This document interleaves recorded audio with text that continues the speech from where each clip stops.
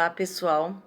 Hoje nós vamos falar sobre a herança cultural, né, que delineou a poesia brasileira. Então, nós vamos falar de algumas culturas, né, do português, do europeu, né, na verdade aí do africano, do índio. Então, o que que eles colaboraram aí, o que que eles contribuíram para a poesia brasileira? Vamos lá? Bom, vamos lá. Então, vamos começar com a herança cultural, né, de Portugal. É claro, gente, que nós temos que pensar o seguinte, que a poesia, ela, bem como toda a literatura, a literatura brasileira, ela foi influenciada pela literatura portuguesa. É claro que você teve os portugueses chegando aqui no Brasil, trouxeram tudo. Então, o que que tinha aqui? Nada. Só tinha os índios, a floresta. E aí você começa com toda uma educação que, no caso, para nós, né, para o brasileiro, no começo teve primeiramente essa influência básica. Então, não tinham outros povos aqui. Só tinha o índio, mas quem predominou, quem dominou, aliás, né? Foram os europeus, foram os portugueses, tá? Então eles trouxeram a língua, eles trouxeram os costumes, e eles carregaram essa ideia de que o Brasil pertencia para eles e pronto. Então nós, né, o Brasil, né, a pátria aqui, pertencia, até os índios pertenciam todos, ele era o Brasil colônia, né? Então, eu coloquei aqui uma pequena parte da poesia, né? Se a saudade fosse fonte de lágrimas de cristal, há muito havia uma ponte do Brasil a Portugal. Na verdade, existia sim uma ponte de Brasil a Portugal. Eram levados daqui todas nossas riquezas, né? Mas também era trazido também muita informação do povo lá de Portugal, né? Então, uma das maiores influências, é claro, foi Camões, porque foi um pouco antes aí de descobrirem o Brasil, né? Que fora a influência maior aí foi Camões, que falava justamente das descobertas, né? Então, não foi só isso, mas todos os movimentos literários que vinham da Europa, eles eram trazidos para o Brasil. Então, quando teve o Barroco estava acontecendo lá em Portugal, que também acontecia na França, que acontecia na Inglaterra, e era é, pelo país Portugal é que vinha tudo para cá. Então, assim, anos depois, né? Anos depois. Então, acontecia, sei lá, se acontecesse hoje o movimento lá em Portugal, uns 10, 20, 30 anos depois chegava aqui no Brasil, né? Era mais ou menos isso. Então, os movimentos literários de Portugal vinham para cá para virar escolas literárias aqui no Brasil, certo? E somente no romantismo e no realismo é que os autores começaram a desenvolver uma poesia mais pautada. Se vocês lembram do romantismo e do realismo, eles já falam coisas do povo aqui do Brasil. Então eles não trouxeram, não captaram só as coisas que aconteciam lá, mas aqui já começou a se falar das coisas que aconteciam com o povo brasileiro, principalmente no realismo, que aí que a gente falou, por exemplo, né, do mulato, a gente falou e aí tinha também os índios também no romantismo. Então era tudo o que acontecia aqui no Brasil. Os povos que já estavam aqui, as outras culturas que estavam aqui, já entravam nos livros que eram escritos. Tá?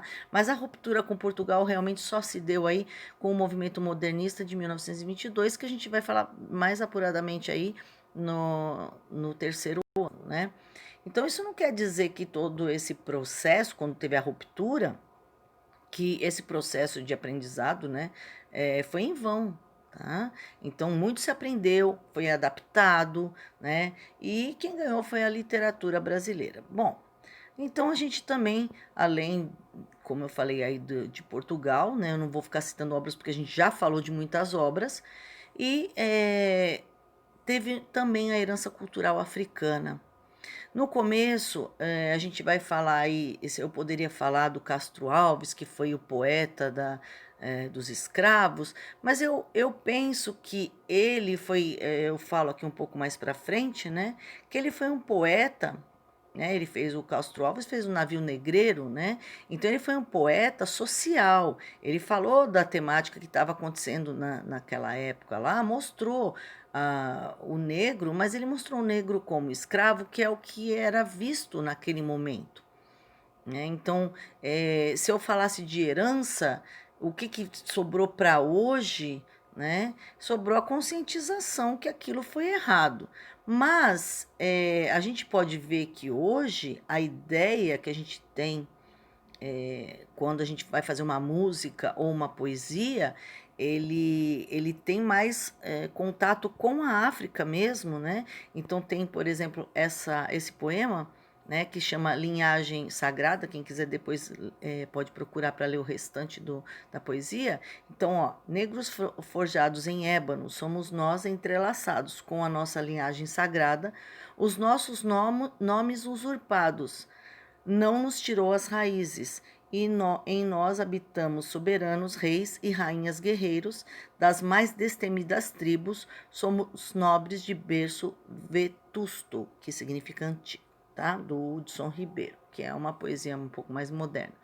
Então, aqui você já vai ver que eles já trazem essa raiz africana, mostrando que essas já com uma outra ideia, com a ideia de que eles foram arrancados da pátria deles e mesmo tirando os sobrenomes, porque eles não tinham mais nome quando eles chegaram aqui. Eles misturaram todas as tribos de todos os povos que tinham lá. É a mesma coisa que hoje você chegasse, pegasse um brasileiro, um chileno, um argentino, pegasse todo mundo, jogasse num lugar lá e falasse assim, olha, se mistura aí. São línguas diferentes, às vezes, culturas diferentes, e foi muito difícil para eles esse processo. Só que isso não tirou toda a raiz que eles tinham, essa linhagem que eles tinham. Muitos eram reis realmente, ou guerreiros, rainhas, né? E aí ele faz essa colocação. Então hoje, muito diferente aí do navio negreiro do Castro Alves, a gente tem uma outra ideia que ela mostra a força, o desejo de liberdade, né, do que é o descendente da África, né? Então, a gente vê a necessidade de encontrar a sua raiz e valorizá-la. Então, eu acho que essa mudança de ideia, né, que eu falei, que a gente pegou ideias antigas, mas a gente foi adaptando e melhorando, né? Então aconteceu a mesma coisa, não só de Portugal, mas também com a África. E os índios também trouxeram uma grande colaboração aí para a nossa cultura e para a nossa poesia. E eles trouxeram aí para a culinária, para a linguística, né, as palavras que são indígenas. E aí nós podemos ver também no romance de José de Alencar, nessa herança aí da Iracema, o Guarani, que a gente já falou um pouquinho deles também, tá? Só que eles não pegaram tanto da poesia do índio.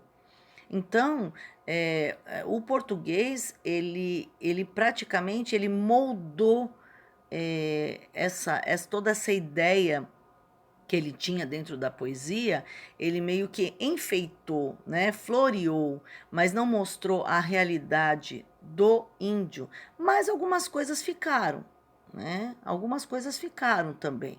Então, a poesia indígena primitiva, né, a primitiva dos primeiros índios, isso não só aqui, mas os índios americanos também, né? Ela traz eu estou lendo também um livro de um índio americano contando das tradições e de algumas coisas que aconteceram quando os europeus chegaram lá também, tá? Então eles trazem essa visão indígena primitiva, ela traz uma visão do criador do universo misturada com a natureza e com eles mesmos. Então eles viviam em harmonia com o ser criador e com toda a natureza, né? E as pessoas não conseguiam muito entender isso. Tanto quando eles foram catequizar os índios, eles fizeram isso à força e não de uma maneira bonita, né? Conseguindo entender a raiz deles e trazendo coisas novas para eles aprenderem, né? E aí eu coloquei aqui uma poesia também, uma poesia raiz, né? Da poesia primitiva aí, né? Aqui embaixo. E esse daqui foi uma influência dessa mesma poesia, que é a da Emibia Guarani, né? Ela chama Cosmofonia, né? Então, o, eu tenho aqui, ó, nosso pai, último, primeiro, entre as trevas primitivas, fez que seu próprio corpo futuro se abrisse como flor. As divinas plantas dos pés, o pequeno apica redondo, em meio às trevas primeiras, fez que se abrissem como flor. Então, essa é aquela visão que eu falei, né? A integração do homem, de Deus, do universo, né? E aí, alguns poetas se inspiraram nessas poesias, então, os poetas mais modernos, né? Então, aqui eu tenho do Manuel de Barros, como eu falei, que é a Cosmofonia, né? Que é dessa tribo aí dos Guaranis. Essa primeira poesia era dos Guaranis, tá? Então, o Manuel de Barros, que foi muito conhecido também, tá? Ele faz essa poesia baseada na poesia dos índios guaranis, que eu não vou ler aqui para vocês, mas ele fala aí das águas, do sol, dos pássaros, das árvores, né? Então, e falando do início dos cantos do homem, ou seja, da linguagem, né, do homem, tá bom? E também eu quis trazer também para vocês aqui a influência que nós tivemos dos japoneses na poesia, porque a gente está falando hoje somente de poesia, né, das influências culturais aí da poesia. O Brasil é uma mistura cultural, né, gente? Então, desde o início aí o índio estava na terra, chegaram os europeus, depois os africanos, não por vontade própria aí, mas chegaram. E por muitos fatores aconteceram as imigrações japoneses, alemãos, né, alemães, e a poesia haikai, tá? Que é de origem japonesa, basicamente aí, né, é formada aí por um terceiro, já falei também dessa poesia, né, da poesia haikai, 5, 7 e 5 sílabas, e aí eu trouxe mais duas aí para vocês verem, que aqui, elas são feitas aqui, né, que elas tiveram a ideia veio do Japão, mas nós modificamos um pouquinho. Então, você pode crer, o pior cego é o que quer ver, né? O Milor Fernandes, que ele gosta de fazer comédia. E aqui, a palmeira estremece, palmas para ela, que ela merece. Tá? Do Paulo Leminski, que é um grande poeta e ele faz haikais também, tá bom? Bom, então, teve uma ruptura com a ideologia poética do passado? Sim, a gente viu aí que foi modificado muita coisa, né? E isso aconteceu principalmente aí no modernismo, que foi em 1922, aí foi no século XX. Então, a poesia passou, a partir desse momento, a trazer temas genuinamente brasileiros, que falavam do nosso povo, dos nossos costumes, e o humor e a ironia eram privilegiados, tá? Então, isso é muito importante saber, que o modernismo trouxe muito disso aí. Aí tem um poema aqui que chama Erro de Português. Quando o português chegou, debaixo de uma bruta chuva, vestiu o índio. Que pena, fosse uma manhã de sol, o índio tinha despido o português.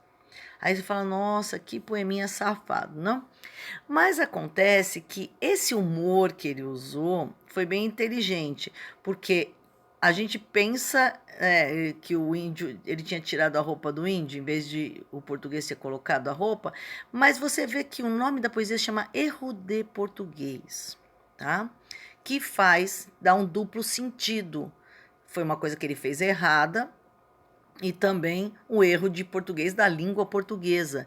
E a gente tem que entender que no ano aqui de 1927, então tinha acabado aí de acontecer o movimento modernista, e eles traziam humor, e eles gostavam de usar também o duplo sentido, né, e a metáfora para falar, só que foi um momento crucial, decisivo aí, para mudar principalmente a linguagem. Então, esse erro de português pode ser referido aí a um erro de ortografia ou de linguagem. Então, assim, o índio, né, se fosse em outras condições, seria melhor se o índio tivesse influenciado os portugueses com a língua deles. Né? E se pensarmos no contexto histórico, essa poesia foi escrita quando os poetas tinham intenção de desvincular, né, os costumes europeus e valorizar o povo genuinamente brasileiro, aí, no caso aí o índio, certo? Então, essa era a ideia dele. Ele preferia que fosse ao contrário, né? Que ele tivesse mostrado o valor que o índio tinha, em vez de o português ter mostrado o seu valor, tá? Então, também teve uma ruptura aí com a visão da poesia, na parte da métrica e da rima. E a gente vê isso quando, por exemplo, nessa poesia aqui do Manuel Bandeira, aqui, ó, isso farto do lirismo comedido, do lirismo bem comportado, comportado porque tinha que usar todas aquelas regras, né? Do lirismo funcionário público, com livro de ponto, expediente, protocolo e manifestações de apreço ao senhor diretor, ou seja, tudo de acordo com os conformes, né? É o funcionário público certinho, com o livro, com os protocolos, com muita dedicação aí ao diretor. Aí ele fala: estou farto do lirismo que para e vai averiguar no dicionário o cunho, o vernáculo de um vocábulo. Então ele vai ver se aquela palavra está super certinha, se está cabendo ali na métrica. Abaixo os puristas, todas as palavras, sobretudo os barbarismos universais, todas as construções, sobretudo as sintaxes de exceção, todos os ritmos, sobretudo os inumeráveis. Então, ele queria colocar sobretudo aí as coisas que ele achava que tinham mais valor, tá? Não ficar se atentando a detalhes que só estragavam a poesia, né? A gente já falou disso daí também. Tá? Então, só para vocês terem uma ideia como era chato isso, eu trouxe aqui para vocês, não para vocês decorarem nem aprenderem tão fortemente, né? Então, por exemplo, olha, eles tinham que fazer a contagem poética dos versos. Então, ó minha amada, que olhos os teus, são cais noturnos. Então, você vai ver aí que cada verso possui 4 sílabas poéticas. Aí você fala, ó minha amada, são 5. Não, não são 5. Ó minha amada. Então, esse da já ficava junto com o ma. Por quê? Porque aqui, ó, a contagem das sílabas só é realizada até a última sílaba tônica, da última palavra do verso. Então, olha, amada. Então, a sílaba tônica é o ma. Então, ela só faz contagem até esse ma, tá? E isso acontece com os outros também, tá? E a outra coisa, mostrando esse mesmo poema, né? A vogal átona, né? Que seria que não tem o som forte, né? Então, uma sílaba poética terminar em vogal átona e a sílaba seguinte iniciar-se com vogal H, olha lá, minha alma, né? Então, aqui, ó, minha amada, desculpa, minha amada. Então, o nha, né, que é sílaba, não é tônica, é átona, porque é min, que é o tônica, né? Junta com, ou seja, é bem complicado, né? Aí junta com uma vogal ou com uma palavra que tem o som de vogal, com H, né? E também tinha a presença dos RS, se você gritasse, se você gemesse, né, do Carlos Drummond, olha lá, não conta esse final por causa do R e do S que ficam juntos. Bom, enfim, então, se vocês quiserem entender mais de métrica, aí eu dei até o link aí para vocês, mas era muito chato ter que fazer essa contagem toda e depois ainda contar estrofes e tudo mais, ainda rimar e ainda ter rimas ricas. Então, era muito um trabalho árduo o do poeta, tá? E o modernismo, ele rompeu com isso. Ele rompeu com o sistema métrico, rompeu com as rimas, e ele pôde fazer uso da linguagem coloquial, então pode falar alguma coisa que não esteja, uma palavra que é uma gíria, por exemplo, poderia entrar na poesia, né? Só que não perdendo, como eu sempre falo, a sonoridade, a beleza e a criatividade dentro da poesia, certo?